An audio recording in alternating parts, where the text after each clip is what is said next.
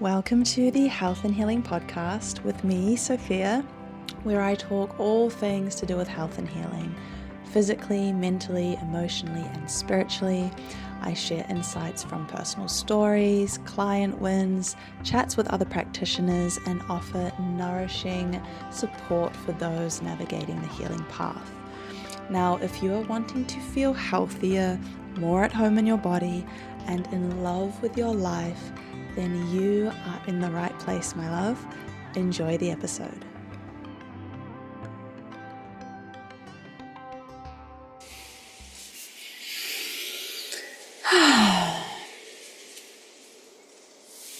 Hello and welcome to another episode of the Health and Healing Podcast.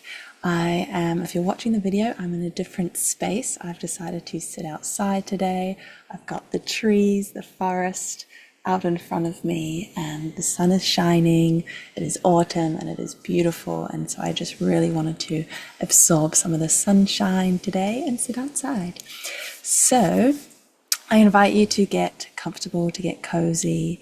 You may like to grab yourself a cup of tea, make yourself a cup of tea, or a journal and pen, just to take some notes for yourself today. If there's anything you want to write down and reflect upon.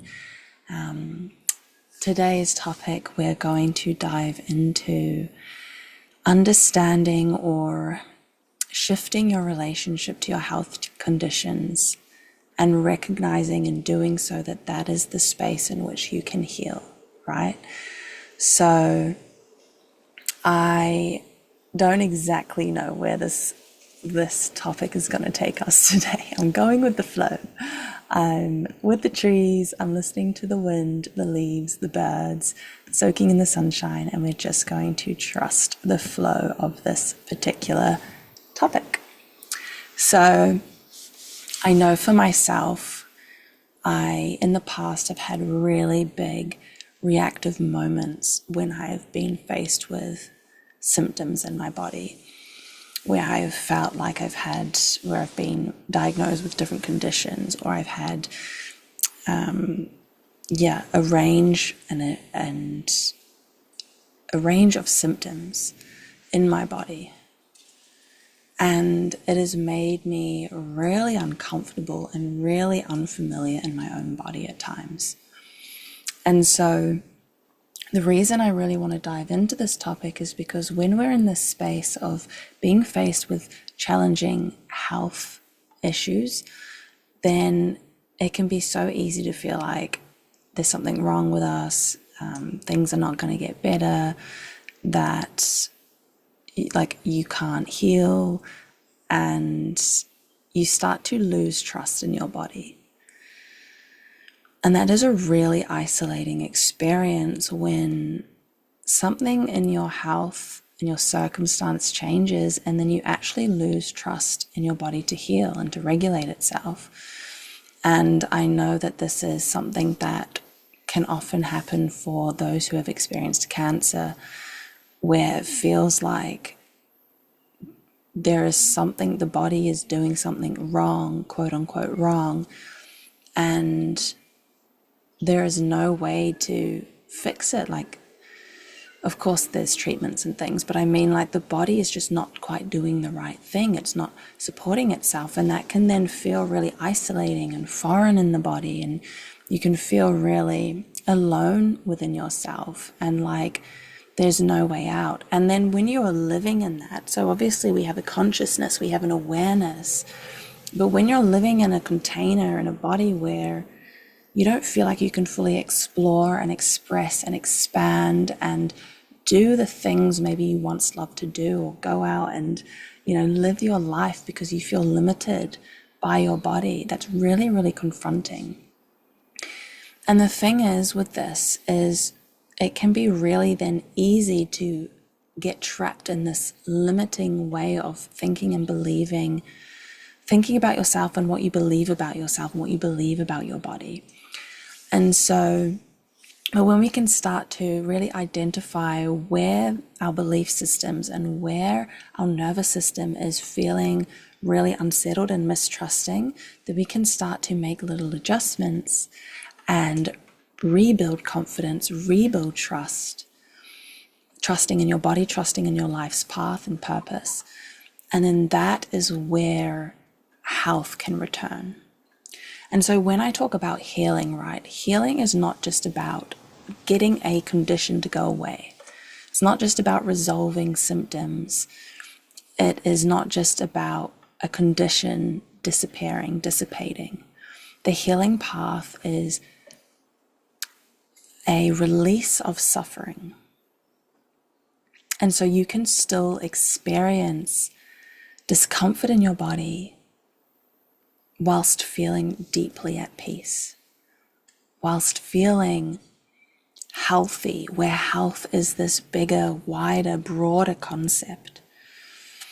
And so it starts with releasing your attachment to what should be. And now, of course, when I say that, like when you're in the middle of a health challenge, that doesn't mean, oh, I give up, whatever. Like, I'm not going to do anything. I just trust the process. It's all going to work out perfectly. You know, we still have to show up for ourselves, right? We still have to face the reality and the fact of what is happening in our bodies in this moment. So it's not about dismissing it. You got to fully own it, fully claim it. This is the reality. Maybe certain things that I did in my life once upon a time have contributed to this, but I'm learning, I'm growing, I'm evolving, I'm moving forward. And so it's not about giving up. It's about rewriting the narrative and still doing what you can in a practical sense for yourself. That can be addressing your lifestyle, your environmental toxins, nutrition, how you take care of your body in a general sense, the relationships in your life, all those kinds of things, right? Those are all super important. However, if we start to become more and more obsessed, more and more panicked, more and more overwhelmed with all these things we think we need to do all the time, then we're actually adding a stress load to the body. So a body that is struggling with symptoms and health conditions, there's already an element of stress. And then we add it by perceived threats, and we add to the stress, then the body, the nervous system, is even less able to heal, less able to regulate.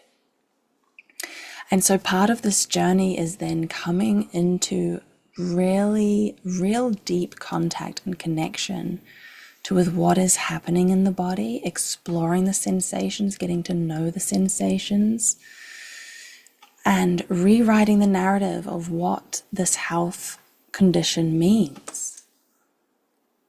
What if it doesn't have to be a bad thing? What if it can be an invitation? And along that path, there are always going to be moments of triggers. There are always going to be challenges. And a book that I have read relatively recently that I really liked and really confirmed a lot of the work that I've actually been doing for the past 5-6 years. It was around chronic pain. It's called The Way Out by Alan Gordon. And it was to do with chronic pain because I have a history with chronic pain myself. And I, for myself, realized the path out of that situation by understanding that the more I panicked, the more I stressed, the more I tried to make my body do things that it didn't want to do, the more I tried to force, the more I was in denial, or the more that I got obsessed with what was happening in my body, the worse the symptoms would be, the worse the pain would be. And that is because pain is so deeply connected to our nervous system, the way we perceive threat. A lot of it is in the brain. Now, of course, we have, if we have a physical injury, there will be that immediate reaction and response. But if we're experiencing pain months after, years after, it comes and goes, it moves throughout the body, the symptoms change, it fluctuates. that is chronic. That is so much bigger and greater than just an acute injury. And when I say an acute injury or an acute like a health situation, it means that is contained in a short space of time, whereas chronic is elongated. It continues for much longer. And so we really need to then learn how to be with our bodies, with our nervous systems, in a way where we can find this connection to our safety, even when the body is feeling threatened. And when we have chronic symptoms, chances are the body feels threatened. And so a lot of the work is rewriting or redefining your relationship to your body, and working with your nervous system and learning to understand your health conditions, your symptoms in another way. Now, I know I've already talked about this in some of the previous episodes. However, there are so many nuances to this, and the more we hear about it, the more we dive into it, the more it will touch on little aha moments for you. And something will click. Because it's one thing to know, but it's another thing to live and embody. And this is where the practice comes in. You know, listening to podcasts is great. I love doing it myself. But we also need to show up for ourselves in the reality of what we actually need to do to support our bodies. What we actually need to do to build this relationship. And taking in information, listening to information, reading information is like one step. And then there's, how can I apply this to my life? How can I actually live this? So you can take a moment of reflection for yourself of where you feel like you have felt unsafe in the symptoms you've experienced, where you've perhaps felt like you couldn't trust your body. And you may like to write a few things about this. What would it feel like to trust your body? Even in the thick of these really challenging symptoms, where it can be unpredictable and something just flares up and you have no idea why it's there or how it's there, and you don't seem to be getting any answers, or not the answers that you would like. How can you still trust deeply?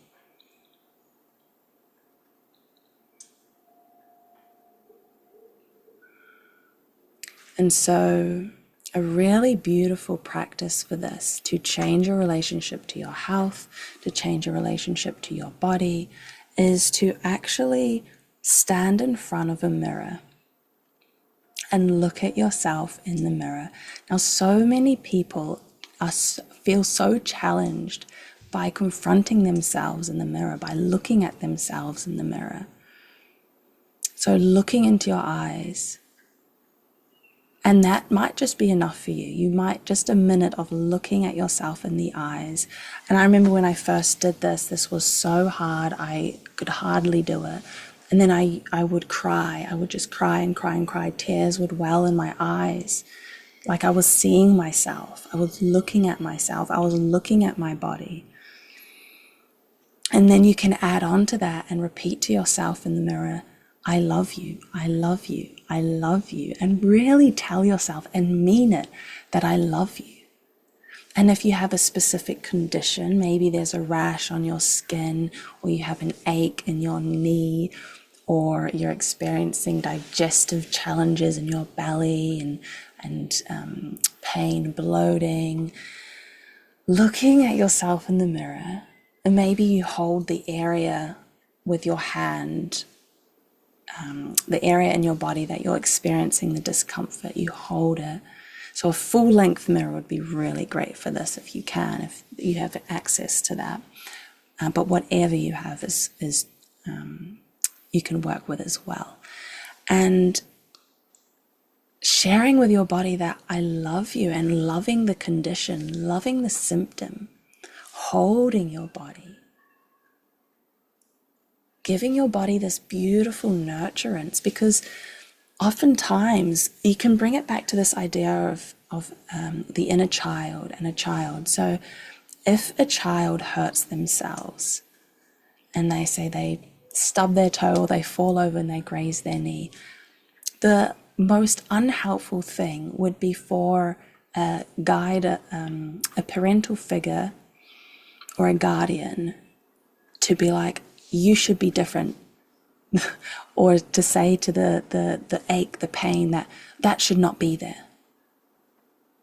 Right? That's not going to help that child. What they need is love. What they need is nurturing. What they need is some support. And maybe they need a bandage. Maybe they need some cream. Maybe they need some warm soup. And so we can apply this concept to ourselves, to our own bodies, of where can I give myself some love instead of telling my body, telling the symptoms that they are wrong, that my body is wrong. But it's not. And so if we can step into this idea of leaning into nurturing, loving, holding our body, holding the symptom, the condition, our body starts to feel safer. And when the body is safer, when the nervous system can settle back into that parasympathetic state, that rest digest state, the balanced equilibrium, then it can heal. The blood flows more freely. The cells function more optimally. That is the healing. Now, I'm sure I'm going to go into discussion points and topics in the future on this podcast around practical action steps you can take when it comes to nutrition and things like that. But these are the foundational pieces, because no matter how strict you are with certain lifestyle things, how much mindfulness or yoga you do, how much you try to control your diet and eat healthy, if you do not have this foundation of tuning into your body and feeling or building the capacity of safety to be with yourself, to be with your symptoms, then none of it will really land in the way you want it to. So it's bringing it all together, and I feel like these spaces are really important places to start.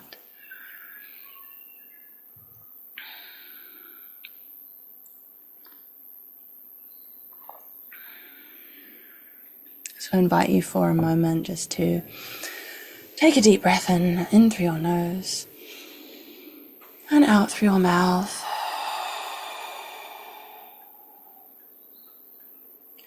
Reflect as well of where have you been really critical of yourself and your body. This might not be to do with health conditions either. This could just be with how your body is, how it looks. When you look in the mirror, do you judge and criticize yourself?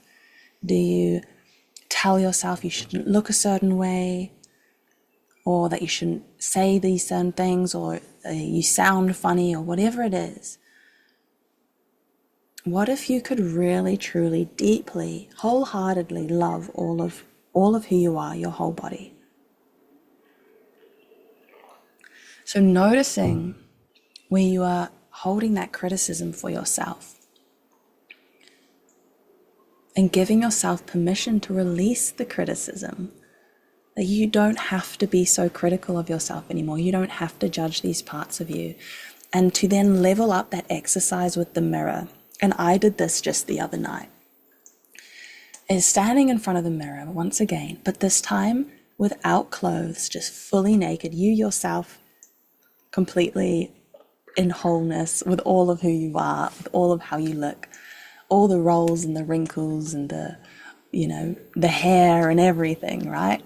Just looking at yourself in the mirror. And you might like to pop on some music and just holding, loving your body, looking at yourself, taking it all in, moving with your body exactly as it is. And it's not about how you look as such. It's partly how you feel in your body. And you might come to meet your edges. This might be uncomfortable, right? You might have resistance. You might feel a lump in your throat. You might feel tension build in your body. You might burst into tears. When I recently did this, I was crying. I felt so much grief, and I felt this deep reclamation of me coming back into my body, me reclaiming my body as a woman. And this practice might look a little bit different for men as it would for women.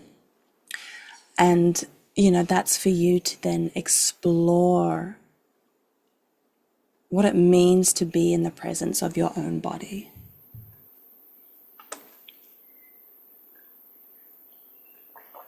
But that is a really, really beautiful exercise to step into alignment with what is, and to face some of the emotions that we have suppressed, that we've been too afraid to feel. And so with this as well, I've mentioned there's a few little layers. It can start with just looking at yourself in the mirror and building up slowly. And this is where, if you're really uncomfortable, if you're experiencing so much resistance, this is where working with someone, working with a coach can be super, super, super helpful. Because it can help you meet yourself where you're at. Because sometimes we do these things, we do these practices we think we're supposed to do because someone else is doing them. But it actually might not be in alignment with ourselves. And then we give ourselves even more of a hard time because we're not getting the same quote unquote results as others, right? But this is where it comes back to meeting yourself in your body. And I feel like this is particularly important for women. So many women have disconnected from their bodies. Living from the head up, the shoulders up, as opposed to deeply rooting into her whole body, all the different sensations. And we analyze, we criticize, we judge, we pull apart who we are, how we look, how we are perceived. We try to contain ourselves and make ourselves a certain way so that we will be accepted and loved and not judged by others. But when you as a woman, you can come back into feeling really comfortable in your own skin, the body is much more likely to have the capacity to heal. It comes back to the nervous system and the body feeling safe, you feeling safe in your own body. And so if this conversation, if you really resonate with this, and you've tried different things like diets and supplements, and you found some improvements, but you're also feeling like you're meeting your edge, or you're noticing that you're not actually happy or content in your life or in your body, or you don't actually feel safe, or you notice where you're still people pleasing all the time. You notice where you're not fully expressing yourself. You're not fully being authentic with others or with yourself. You feel too afraid. Maybe you're trying to control all the situations around you and constantly hypervigilant.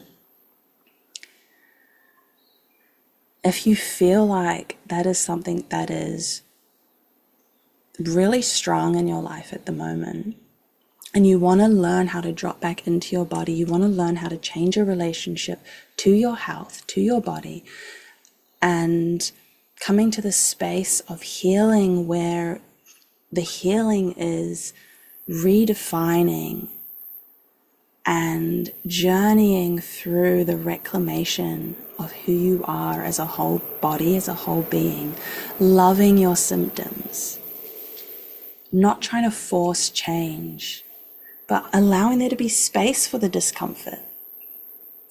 If that is something that you are interested in, I am running a nervous system soothing course online starting June 1st.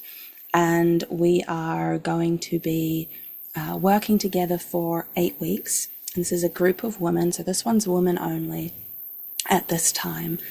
We're going to be journeying 8 weeks together. There's going to be workshops, modules, as well as distance Reiki healing, online yoga, so really gentle yoga that's accessible for most, where we hold the poses for a longer period of time, and it's really a deep meditative journey where you can soothe the nervous system and release some physical tension as well.